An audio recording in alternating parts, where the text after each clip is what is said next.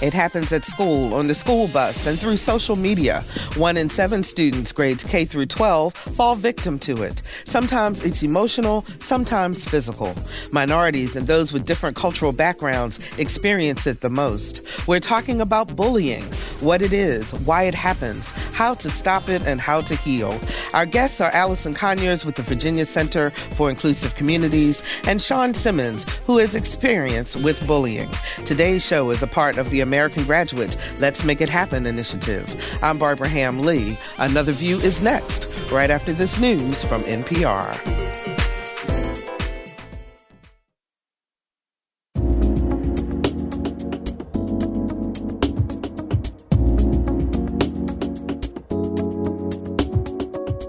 Discussing the issues and celebrating the successes of the African American community.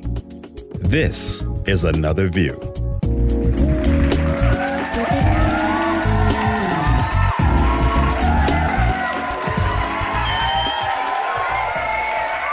And good afternoon, everyone. I'm Barbara Ham-Lee. Happy Friday. As we prepare for Hurricane Sandy, all eyes are on this big storm and how it will affect Hampton Roads and the East Coast. Let's get the latest from Jennifer Nutoso with the Weather Channel. Hi, Jennifer. Hey, Barbara. How are you? I'm doing great. What's going on with the storm now? Okay, so the latest stats on the storm are it is a good 400 miles southeast of Charleston, South Carolina. It's a Cat 1 cane with 80-mile-an-hour winds, and it is moving to the northwest at 10 miles per hour. Now, as it moves further north, it turns into a rather complicated situation. You've probably heard the term Frankenstorm being tossed around the last 24 hours. And, you know, all jokes aside, one of the reasons they gave the storm this name is because it's going to become kind of a hybrid storm. It's going to turn extra tropical, but it's going to merge with a system coming out of the west. So along the coast, we are looking at the potential for coastal flooding, damaging winds, very heavy rain. But on the backside, there is the potential for some significant snowfall for parts of the Appalachians. I just actually saw another article where someone called it a snoreaster cane. Wow. Let's talk about the perfect storm, huh? Now, what I can do for you here is I can sort of break it down by time period as to when eastern Virginia is going to begin to feel the effects. And I would like to throw in a little caveat here that the path of the storm is not set in stone. A lot can change over the next couple of days. But what I can tell you is I looked at the spaghetti plots yesterday morning right about this time. You know what that is, right? Yes. All the different plots from all the different computer models, and then you kind of find a consensus. Well, the plots today are much more in consensus than they were yesterday about it making that left-hand turn coming back west and hitting really anywhere, the center of the storm, anywhere from Virginia up into New England. But this is going to be a large storm, so it doesn't necessarily matter where the center lands. Most likely, we're going to start to feel the effects as early as tomorrow here with increasingly windy conditions. Our rain chances go up to likely by tomorrow evening. I expect by the time we get into tomorrow night, we're going to see some wind gusts up and over 40 miles an hour. Now we get into Sunday, we're looking at potential wind gusts over 50 miles an hour with very heavy rain at times. And that is going to last into Monday. But gusty winds and rain chances will continue into Tuesday. So the take-home message here is not only is this going to be a significant storm, this is going to be a long-duration event where we're going to see powerful winds and very heavy rain for 2 or 3 days solid. So my best advice is to get your preps done now. Go fill up your gas tank, get your fresh water, your batteries, your non-perishable foods. Have that can opener, the manual one, handy. Better safe than sorry with this one. You know, there's a lot of hype in the media. Just want to cut through the hype and say there's a chance this is going to be a very significant storm. So be prepared. Thank you so much, Jennifer. We really appreciate that. And that is the key for everyone to just be prepared. And that's why we wanted you to be able to tell us what's going on. We appreciate your time. Well, stay safe. And I think I'm going to talk to you guys again on Monday, right? Absolutely, you will. All right, Stay safe this weekend. Take care. You too. Bye-bye now. That was Jennifer Nutoso with the Weather Channel. Please stay safe. Protect yourself. Get all of your canned goods and your water, as she said, with the threat of flooding and so forth, power outages will probably come along with that. So we want to be safe. Our topic today on Another View, besides the storm, is the whole idea of bullying. Now, do you remember the adage, sticks and stones may break my bones, but words will never hurt you? Well, that's not true when it comes to bullying. According to the Virginia School Safety Survey, students cite bullying as a top concern. On the national level, 56% of students say they have personally witnessed some type of bullying at school, and about 40% of 4th through 8th graders report being victims of bullying. So what do we as a society and as an individual need to do to stop bullying?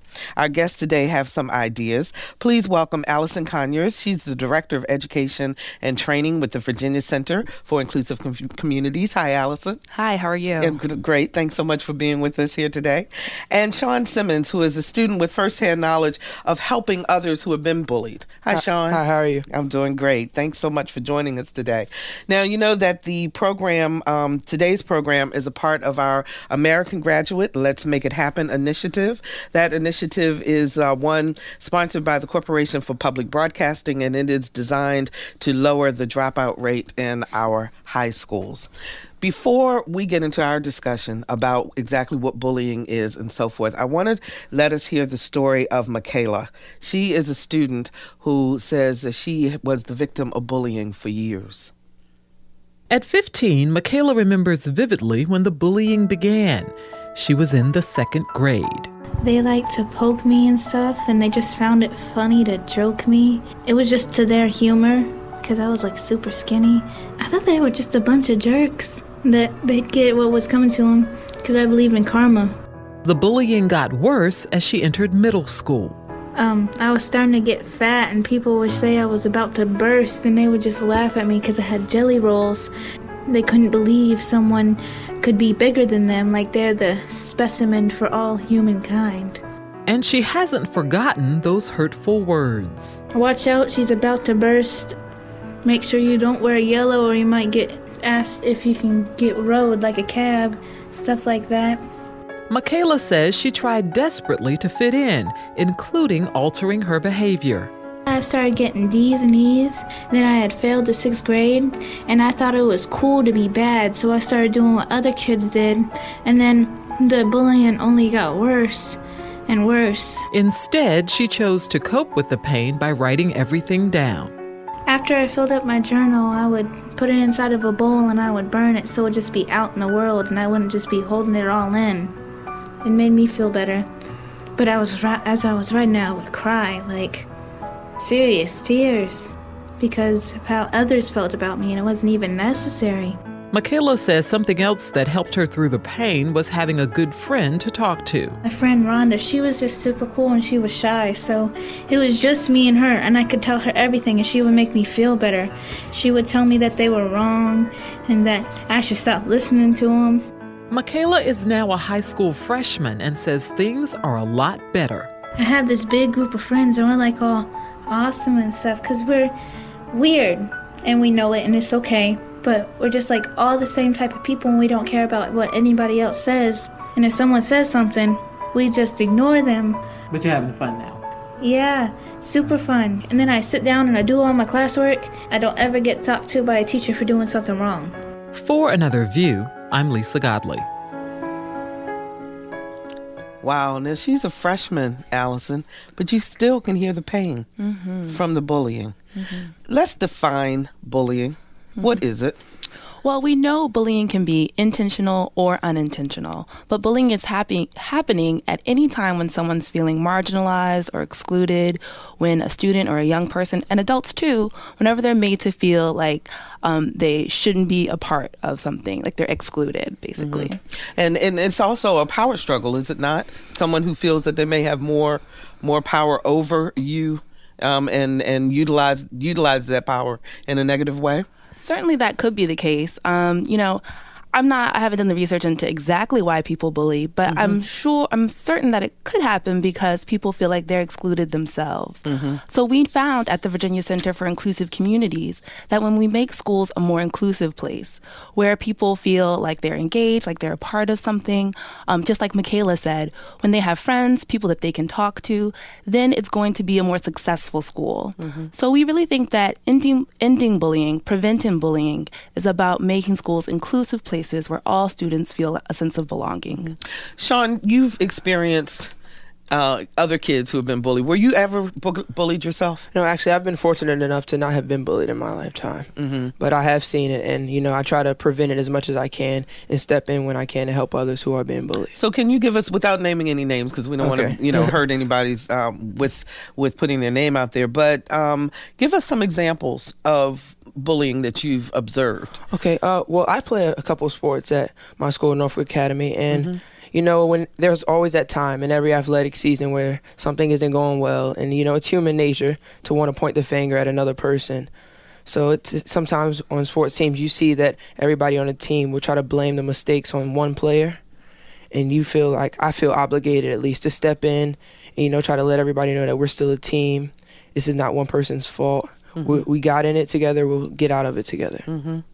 Allison, but when you listen to that example, then a lot of parents, a lot of adults say, suck it up. That's just, big deal. Somebody's just teasing you. Is it more than that? We know it's a huge deal. You mentioned at the top, the American Graduate Initiative. And we know that nationwide, 160,000 students miss school every day because of fear of bullying. So our schools are... So they literally don't go because they're afraid to school to get bullied. So when we say that it's not a big deal, when we don't work to prevent bullying, what we're saying is it doesn't matter that students are missing school. And we know that when we stop these things from happening, more kids will come to school, they'll do better in their classes, they'll be more likely to graduate, and we'll have more productive communities. Sean, when you see other kids bullying, is it a power struggle? Do you see someone that may be bigger or stronger or different from the person that they're actually bullying? Yes, I think so. I think a lot of people bully in order to try to fit in with the big crowd, or maybe if they feel like they've been excluded a little bit, they try to put the blame and put the attention on somebody else to take it off of themselves. Is it mainly physical or emotional? I think it's mainly emotional. Mainly emotional. Okay. Can you give us another example of something else that you've seen? Well, I just, like when people use derogatory terms toward another person, or like slant or slurs at other people and stuff like that. I don't really see much physical bullying, in my environment, but yeah. But physical bullying, Allison, is a part of it also, is it not? Certainly. And I think, honestly, what Sean's saying about the emotional bullying that happens is the bullying that so many people say, oh, well, it's not important, just like you mentioned before.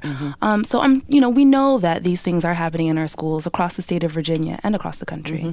Now, I will admit, I was in elementary school a really long time ago. But I think that as I was talking to people just throughout the station about this topic, and they all were able to say, well, I remember being bullied. I remember someone saying something, negative towards me or picking on me, as they used to call it. So why is it such an issue now, since it's been going on apparently so long? I really can't say. I mean, certainly bullying has escalated in a lot of ways because of new technology. So we know that, there's more bullying happening through social media and through social media sites. And certainly that means that, unlike when I was going to school too, which was a little while ago, that it comes home with you. It doesn't stop when you leave school, that it gets you in your bedroom when you're at night, when you might have your computer open, when you might be working on homework.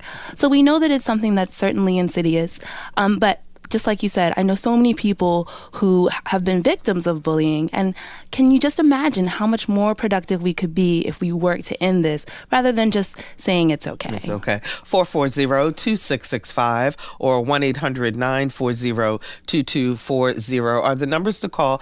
Give us a call. Are you a victim of bullying? Do you have a child who is being bullied and you may want to know what to do about that? We're talking about bullying today on Another View. 440 240-2665 or 1-800-940-2240. You talk about cyberbullying. That's a rather new phenomenon in the bullying world, I guess you could say, since we do have such access to social media. How is that different from, or is it different from the actual face-to-face bullying? Mm-hmm. Well, personally, I don't think that it's very different, other than the fact that it can happen when you're not at school, when you're not in a social situation, mm-hmm. right? It can happen when you just have a computer in front of you. But it also spreads out to more people, does it not? Sure. It could mean that there is a track record, that there's a record of the bullying, that more people can gang on an individual too. But in the end, it's really about making other people feel excluded and marginalized. Mm-hmm. And so I think no matter what, the way to end that is to make sure that people are engaged and included. Mm-hmm. Are you familiar, Sean, with anyone who's been bullied cyberly through cyberspace, through media? Yes, I am. Well, I know that it goes on a little bit at my school, not too much. Mm-hmm. But people, something goes on in school. Maybe there's like a little fight going on between a group of friends, and other friends will come in and gang up on them, send them messages on Facebook or Twitter or anything, and mm-hmm. just try to. And we all know that there have been many instances of suicide, unfortunately, because of cyberbullying. I guess seeing it in print, do students say that makes it even worse? Yes, I think it makes it worse. Because they mm-hmm. realize everybody can see it, mm-hmm. and everybody knows what's going on. Mm-hmm. So how do we, if your child is being bullied, what do you do, Allison? I mean, is it okay for the parent to step in and say something to the kid who is doing the bullying? Well, at the Virginia Center for Inclusive Communities, we really work on school-wide approaches. Okay.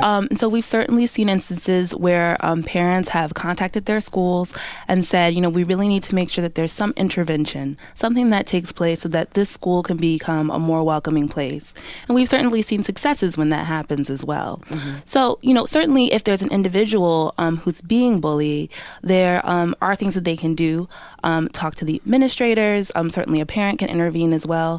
But, we really believe that it's about engaging everyone in schools. That means professional educators, faculty, staff, and students to put together proactive plans to stop bullying. But if you tell, then isn't that an opportunity for even more bullying? Certainly. And we certainly hear from students who say to tell all the reasons why it may not be okay to tell, why they're worried about telling. And that's why, rather than focusing on an individual who's being bullied, who has to tell or who has to, take that next step outside of the comfort zone, another step to bring attention to the fact that they're different. Mm-hmm. Those sorts of school-wide approaches, we know, can be even more successful because they create an environment that does away with bullying altogether. Rather than being reactive, it's proactive. So in other words, we're trying to stop the process from happening before it happens. It ever does. Sean, what is the thought from a young person's perspective if you're being bullied and you go tell your mother or you go tell your dad or you go tell a teacher? Is it more fodder for being bullied, or is that a good thing to stop it? I think that I don't think that the parent should go to the bullier in the situation. I feel like that would give the bullier more fire to come after the person who's being bullied. But I feel like if the parent was to go to a school official maybe or a teacher at the school and try to get them, notice it, to try to help with it, I feel like that could minimize the problem. Okay. All right. Let's talk to Jane, who's calling us from Norfolk. Hi, Jane. You're on the air. Hi. How are you? Okay. I'm an adult. Been working for years, and I was in a work environment where I was bullied by my superiors and people that I worked with. And it was very subtle. It was not being invited to lunch for everybody else. It was not being invited to meet. It was having your email blocked. It was having your computer login used, by other people in the building. Even though you're squawking about that's unfair, it doesn't matter. I was going to say, how did you deal with it? Basically, I'm an adult, and, adults go through periods of people don't like you, so what, as long as you're doing your job. But when they block things that you're doing in your job, that's really difficult. I'm a big reader, so I'd go home and read, or I'd play music or whatever. I ended up going to a therapist to cope with the stress, and that helped. But it was really horrible. And then when people at your office see that you're being ostracized, then they don't want anything to do with you. So I was basically alone by myself going through this. You know, Jane, I'm curious. Were you bullied as a child? Do you remember? One time I was, because, now this was back in the 60s. In my neighborhood, we had black and white, and I would walk to school with this white girl. And some of the black women, or black little girls, did not like that. And I'm like, well, I can't walk with her because she's white. You know, that's crazy. And they did beat me up at school. And I took it for a while. And then eventually, the way my makeup is, I take a lot. And then eventually I'm going to fight back. And I ended up fighting the girl. But my mother had forewarned the principal at the school that this was going on. So when we ended up fighting at school, unfortunately, she got suspended. I didn't. Okay. Jane, thanks so much for sharing your story. Allison, you want to react? Yeah, I have to say I'm certainly not surprised, by Jane's story. At the Virginia Center for Inclusive Communities, we work with schools, businesses, and other community groups to achieve success through inclusion. So I've certainly heard from many adults who say, in their workplace, they've been bullied. And a lot of times we do say, so what? You're an adult, suck it up. But in the end, what it means is that our workplaces are going to be less successful and less productive if we allow bullying to take place. So even if you're able to power through and get your work done, it's going to be that much harder to come to work. It's going to be that much harder to do things, to be collaborative with your coworkers. It's just another reason why we have to make sure that we stop excluding people and instead work to create inclusive places. Is there a difference in being bullied in terms of racial bullying, and where does that line move from bullying to harassment? Because I know that's the legal definition in terms of some changes. Right. Well, I have to say I don't know about the legal definition of harassment, but I do know that a lot of bullying does happen based on social identifiers, right? And so that is the things that identify us and connect us to other social groups. So that's things like race, like sexual orientation, like class, like ability status. And so often those are the things that people use to make you feel different, basically. Okay.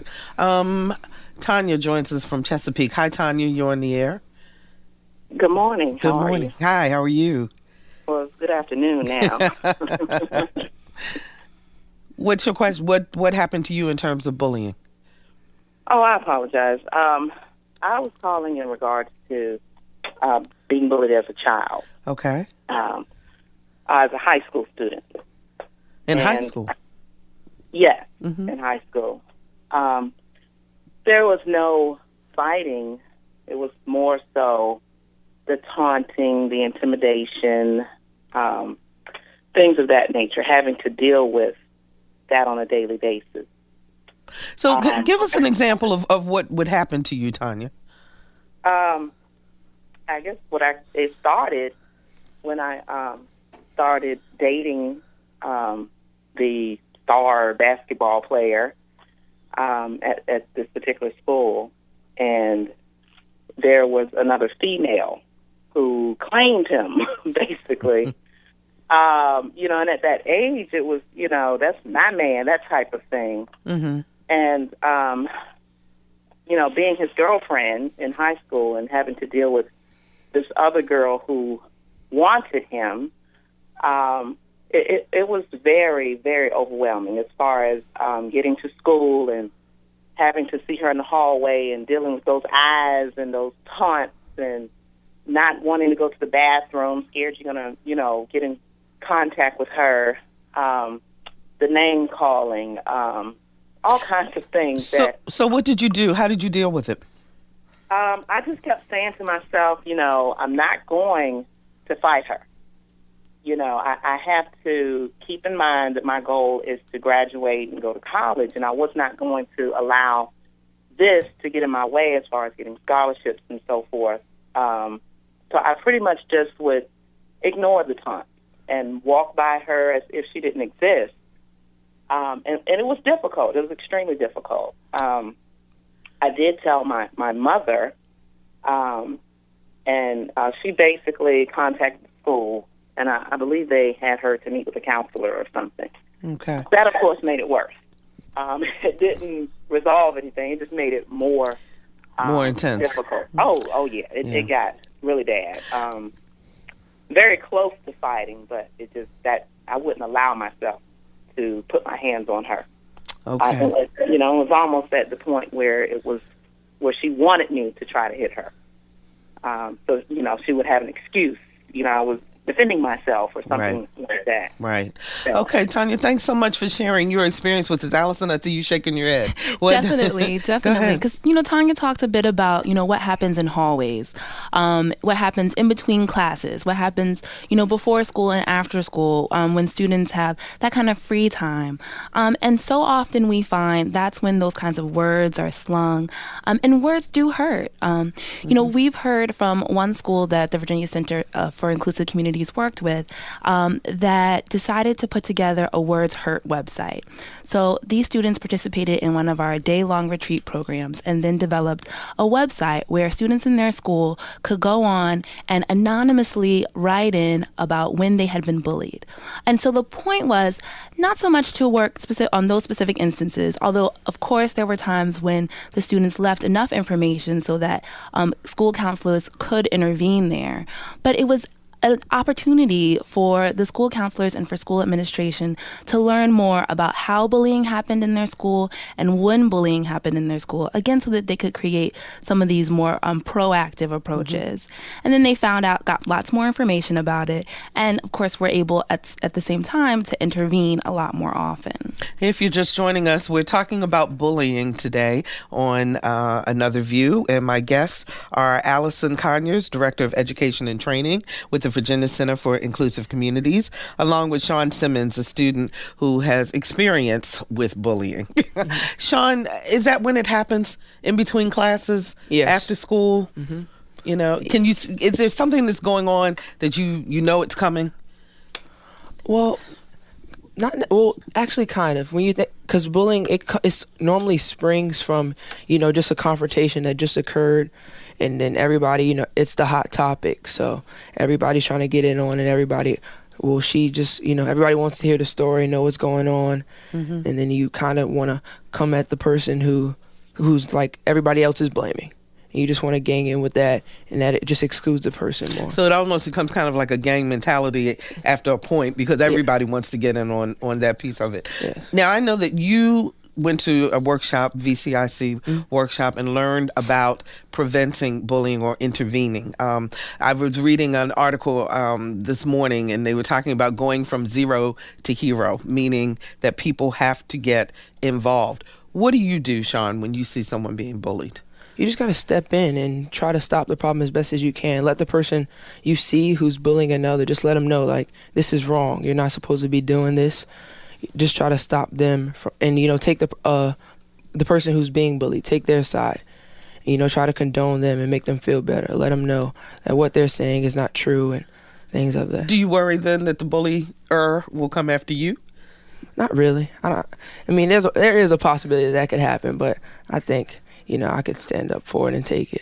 So you need somebody around you that feels like they can stand up and take it, yes, as you say, in order to diffuse the situation. Mm-hmm. Does it usually go away when you step in? Do they usually back off? I think it takes time, but yes, it happens. You may have to just persevere and just keep stepping in, but it'll soon go away.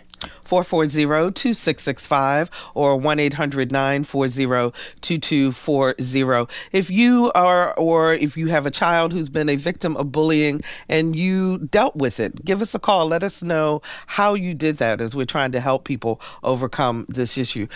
Allison, we have a couple questions on our Facebook page I want to ask you here. One wants to know, is the characteristic of the person being bullied always passive and the bullier always aggressive? Certainly not. And like we talked about previously, bullying can happen at any time when someone is feeling, that exclusion, feeling to be different. And so it's a lot more about the impact of the activity or lack of activity, really. So it can look lots of different ways. So it doesn't necessarily have to be just the shy, reticent type that is being bullied, but it could be anyone. Certainly. Who could fall there. Okay, and then another question is, are bulliers typically people who have been bullied themselves? I can't say that for sure, but it's I'm sure that's certain that that's a possibility. Again, I really think that it's really important to think of systematic approaches to these things, because we know that bullying's impact is far-reaching and wide. And just like Sean said, so often it it grows, right? It starts as an instance between one or two people, but then other people become involved as well. There are other people who are standing by and watching it. And so it's really something that grows really quickly to be larger than just impacting one person. And so we really talk about, for example, at the Virginia Center for Inclusive Communities, about changing people, moving people from being bystanders to being upstanders, to be willing, like Sean has been, to say, you know what, this is unacceptable and this is not behavior that I will allow to happen in my school. When you go into a school, are the administrators and all surprised that there is bullying going on in their schools? What's their thought reacting to you initially?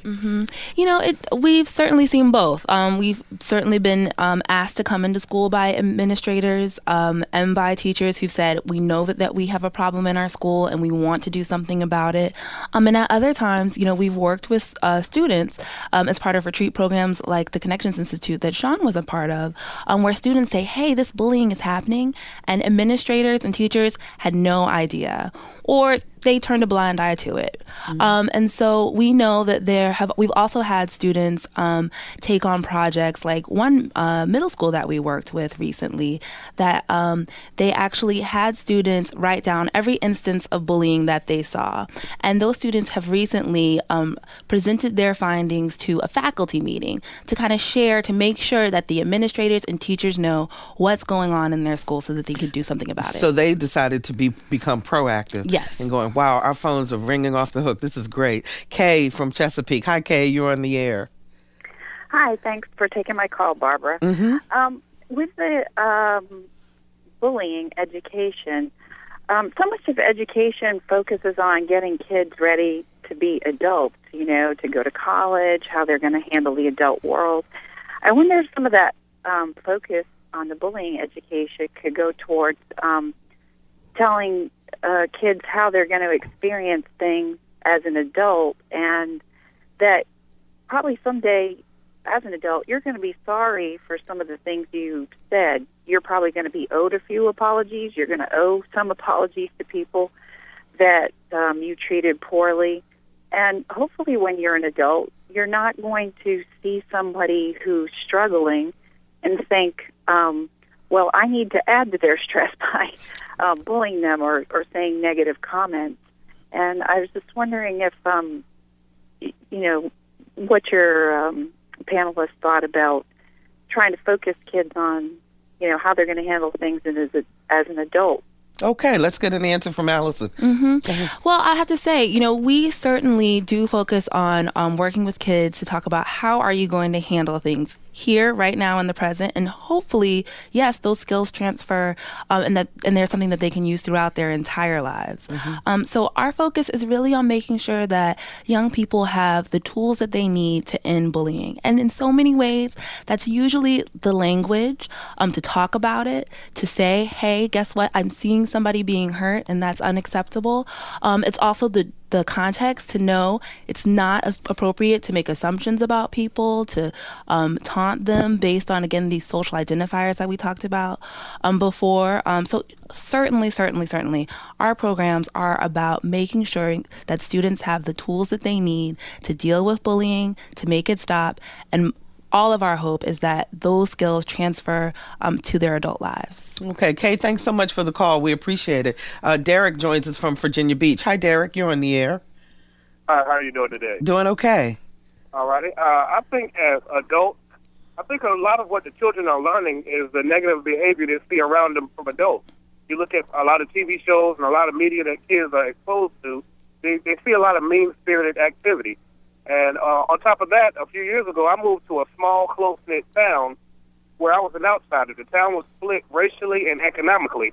And me as an African-American man, I was on the high end of the income scale and lived on so-called the other side of the tracks.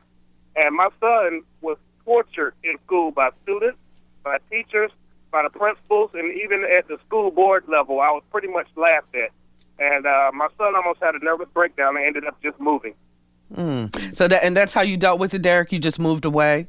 Well, it just was a coincidence that I ended up changing jobs, but I was so glad I did because the comments made by other students, just from my son being black, and even my son was written up for stuff like you didn't stand enough, you should stand a certain amount of inches from another student in line, and if you do it again, we're going to suspend you. And it was just a progressive discipline system they used to basically get my son put out of school almost for nothing. And I was at his school probably 4 days a week speaking with the principal, and her response was just to repeatedly tell me, you should move out of my town. You know, Derek brings up a really good point, Allison. The stress of parents and child trying to deal with this. You talked about the kids having the tools that they need to overcome it, but it feels a lot like it's incumbent upon the victim to overcome it as opposed to dealing with the person who's doing it. And is that... Well, that's why, for us at Virginia Center for Inclusive Communities, those kinds of school-wide approaches are really important. And it's so sad to hear, what happened to Derek's son. And that's, again, like I said, why everyone who's in school has to be engaged as part of these processes, right? It moves from everyone, from the administrators to the faculty, from all of the staff, and every student, too. I really think that so often we discount the expertise that students have to really make change in their schools. And so that's why it's important to involve everyone. So, okay, talk to me a little bit then about an approach that you take within a school to start this process. Sure. So, for example, the Virginia Center for Inclusive Communities does these day-long retreat programs as well as the week-long retreat programs like the Connections Institute that Sean did. So for one of our day-long retreat programs, we had a Hampton Roads area middle school decide that they wanted to create a program called One Book, One School.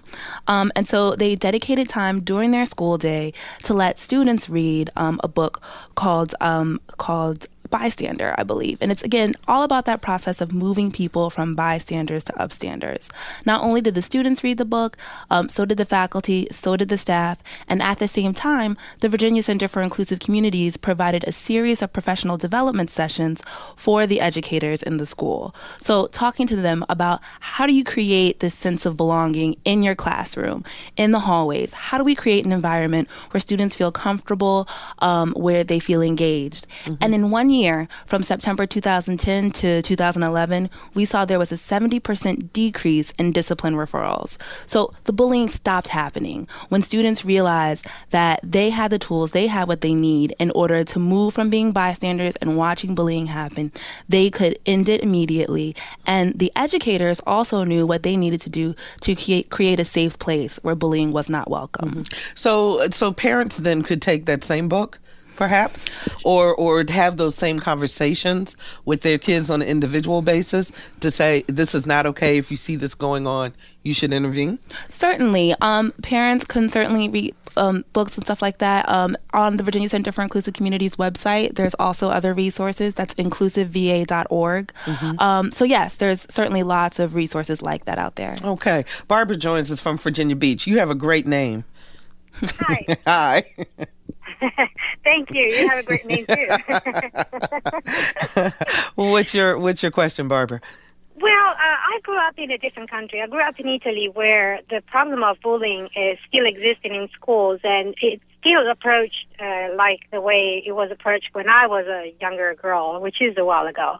And in all this story, I really appreciate the fact that you educate students in helping those that are bullied, but I don't see many consequences actually happening on a very serious scale to those that actually do bully, and openly everybody knows that they do bully.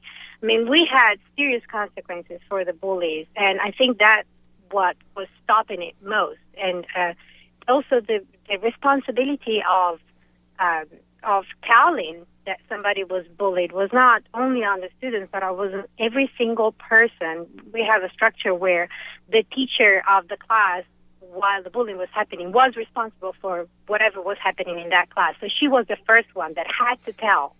So everyone was singularly taken out and told that he had to be present at the bullying scene and saying what was going on. So it was not just the structure that had to work. It was one single person that was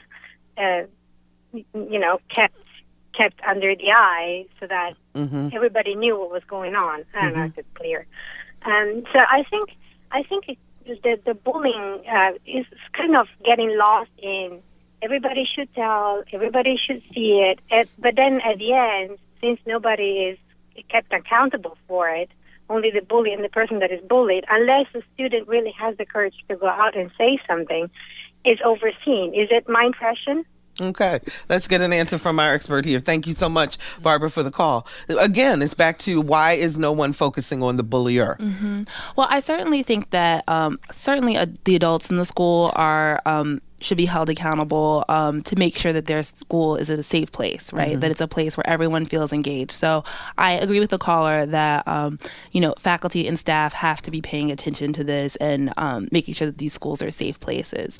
But I think when we talk about, focusing on the bullier and making sure that bullies are punished, I feel like we are losing perspective. As you mentioned before, Barbara, so often we know that bullies have been bullied themselves. That it can be certainly a cycle of really disengagement, of excluding people. And so rather than focusing on an individual young person, a teenager who has all these things going on at home, we know that school administrators and schools can do a whole lot to end bullying. Okay. Let's talk to Carol in Suffolk. We got just a few minutes left. Carol, what's your question? Hi, how are you? We're doing great. I live in Suffolk, and I have two high schoolers and a middle schooler who we do talk about bullying and sexual harassment and all those kind of things. My children have told me that they see bullying and sexual harassment go on in the school every single day.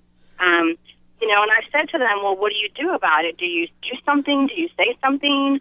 Do you step in? Do you help out? And my 15-year-old said, there is no way. He said, they will kick my butt. So he's afraid to do the right thing as I've raised him to do because he's afraid that the kids that are picking on the other kids are going to then pick on him. Taking on him. You know what? I want to get Sean, our guest here, who is a young person, to respond to that. Carol, thanks for the call. Sean, what do kids say about wanting to step in? How do you get that courage to step up and say this is wrong? Because the bullier really could turn on you. Yes, I don't know. I feel like I just am able to take it. You gotta have self-confidence and just think that you are able to deal with it if it comes back on you. You just gotta, going in, that there's a possibility that this bullier could come after you next. So you just gotta be ready for it and just have the confidence to stand up to him for yourself too. Yeah. Is part of what you teach also in your workshops self-esteem? In terms of building self-esteem? Certainly, having self-confidence, like Sean talked about, is really about having a support system too, right? Knowing that you have other people that you can go to, people that have got your back, right?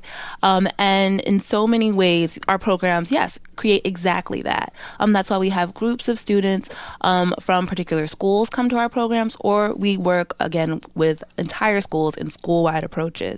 And so the caller just spoke about, sexual harassment also happening in their school in Suffolk, which, we certainly seen that happen as well. We actually have an upcoming... Across a lot of different school divisions. Across lots of different school divisions as well, yeah, especially in, your caller's area. But I wanted to mention that in Tidewater, we're going to be having a diversity dialogue day, where we're going to look specifically at how gender stereotypes are impacting our schools. And so the Tidewater Diversity Dialogue Day is going to be March 11th. The Peninsula Diversity Dialogue Day is November 5th. Today is actually the last day for schools to say, yes, we're going to come.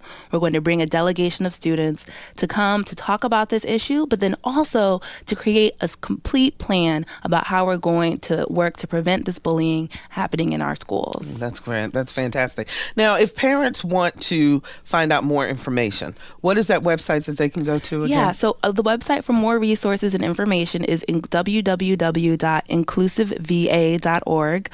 Also, if you want to encourage your school to come to Diversity Dialogue Day, you can get a school counselor or an administrator or a teacher can call our office at 804-515-7950.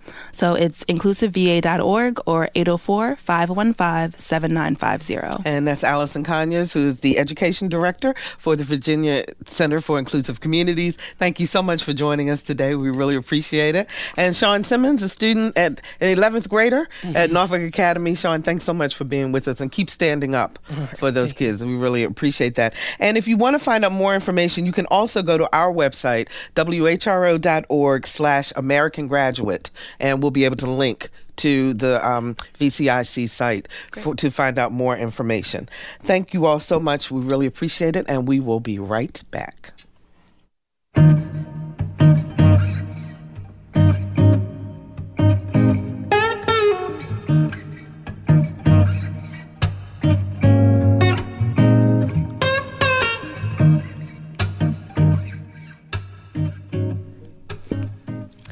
Welcome back, everyone. Students at Granby High School are learning some valuable tips on saving and investing for their future. Just a few short weeks ago, the school opened the Comet Credit Union, created for and run by students. As our Lisa Godley reports, the students love this opportunity to learn new skills and save money at the same time.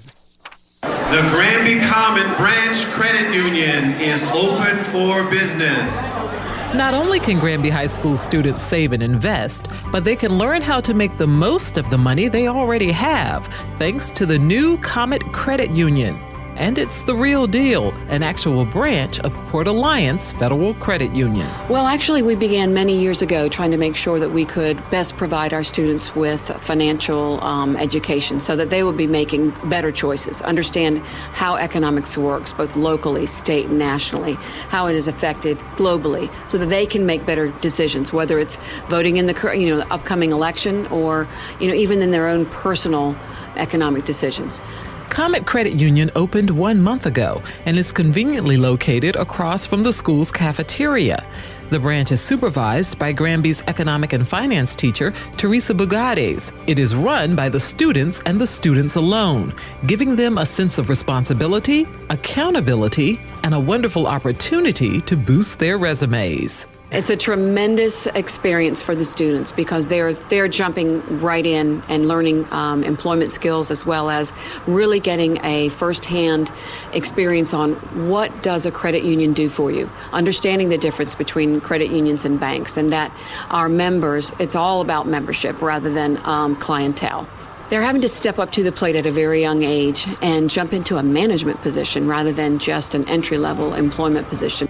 Port Alliance's Joyce Bailey is on hand to provide training for the students who work there. We're hoping to just teach them basically how to run a credit union from the teller side, also from the management side. But more than that, we're hoping to teach them how to just take control of their finances. Now they have the opportunity to run their own credit union, the opportunity to balance their accounts and everything, and the opportunity to get with their parents and make sure that they're doing the best that they can with their accounts. Like other financial institutions, you have tellers, cashiers, and administrators. 16-year-old Alexandra Major juggles both 10th grade courses and the challenges of being a branch manager.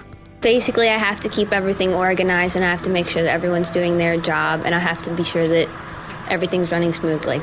The convenience and accessibility to the students is one of the things that makes the Comet Credit Union so special.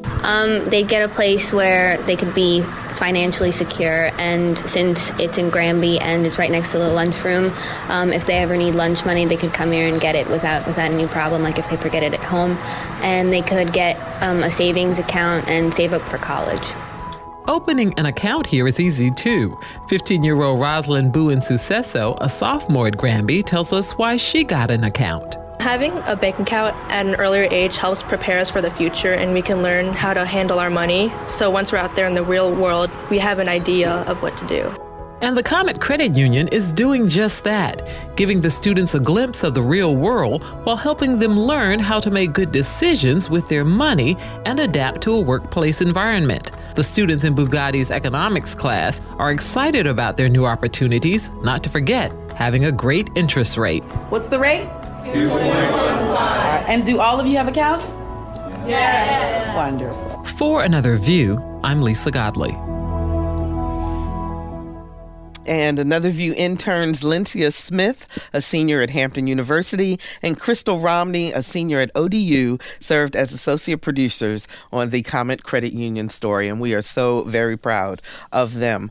Want to check back and see what's going on with the weather. Everyone's talking about Storm Sandy coming this way. Joining me now is News Channel 3 meteorologist Miles Henderson. Hi, Miles. How are you? I'm busy, but good. How are you? I know you're very busy. I've been watching you since this morning. Can you bring us up to date on what's going on? Sure. The latest update came in at 11 o'clock this morning from the National Hurricane Center, and basically Hurricane Sandy, it is still a Category 1 hurricane. The sustained wind still at 80 miles per hour, so no change there.